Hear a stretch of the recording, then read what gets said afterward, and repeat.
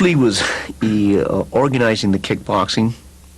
He didn't really call it kickboxing in the beginning, but he says we're going to learn a kick, and our kicking is going to be like a boxer.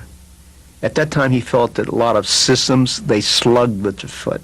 He says you want to fence with your foot. You want to box with your feet like a boxer. You don't want to use it. So almost 80% of his strikes were with the front leg and the front hand, because he felt if you were right-handed, that's your most powerful punch. If you're right leg, that's most powerful kick. And since the left hand was weaker, he would put the left hand back for more power. And because in boxing he analyzed it that the jab scored so frequently but could not put the person out of commission. It just added up a lot of points. So that's why he put the left hand back for more power, and he felt if you put the strongest hand forward at that time, okay, whether you're right-handed or left-handed, then it's going to be more powerful. And for him it worked beautifully because he had the power. He worked on it. His 3-inch, pound for pound, I think he punches, he's like the hardest puncher you would ever meet, you know. He's like a miniature Marciano. You might look at his boxing form and you'll say, well, that's not maybe the most polished boxing form you see. He would be like a Marciano, a miniature Marciano or a miniature Frazier, you know.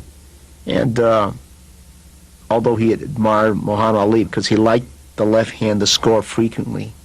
That's why sometimes he would drop his lead. Sometimes people say, no, he's dropping his, we're talking about Muhammad Ali, he dropped his lead. And that's what Bruce Lee did. He dropped his right lead because he said the jab coming up is hard to see.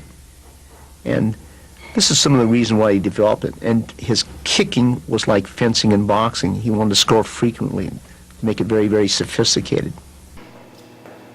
All right, guys. Well, I hope you enjoyed that explanation by Guro Dan Inosanto when it came to Sijo Bruce Lee's investigation of utilizing kicks in the Jun Fan Gung Fu art.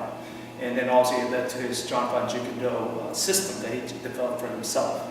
And again, Bruce Lee did extensive amount of studies in many types of martial arts to figure out what would be best for the rear leg, what would be best for the lead leg, and so forth. And you know, in his movies, he showcased his capabilities and his kicks.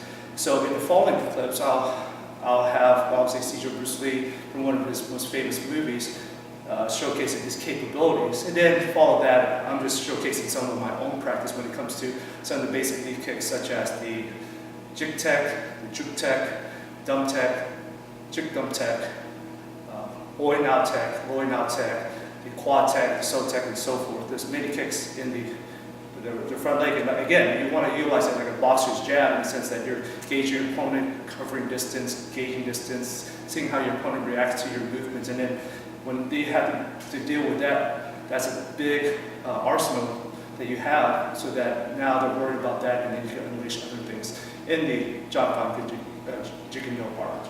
Okay, you guys, well, I hope you enjoyed the following clips. Take care. Definitely more to come when it comes to videos with the insight of Guro Dan Inosanto, and then also my own training opinions on what he has to say.